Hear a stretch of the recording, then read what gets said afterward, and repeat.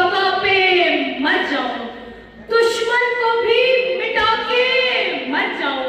कभी उठे जो तेरी तरफ निगाह, उस निगाह को झुका के मर जाऊं, उस निगाह को झुका के मर जाऊं।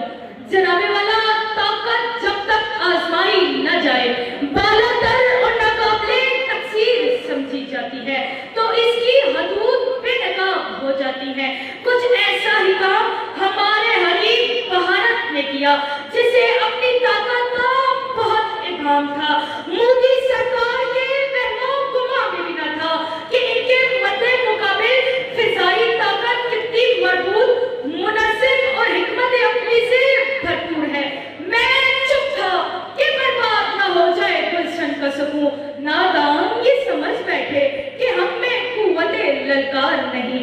जनाबे वाला 6 और 7 मई की दरमियानी शब दुश्मन अपने नापाक अज़ाइम के साथ अर्ज़े पाकिस्तान पर हमला आवर हुआ।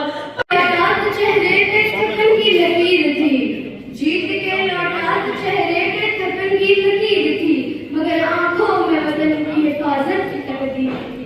गोलियों के शोर में भी हुनरे वफा न टूटा, गोलियों के शोर में भी हुनरे वफा न टूटा, न मांगा सिला कभी का शोहरत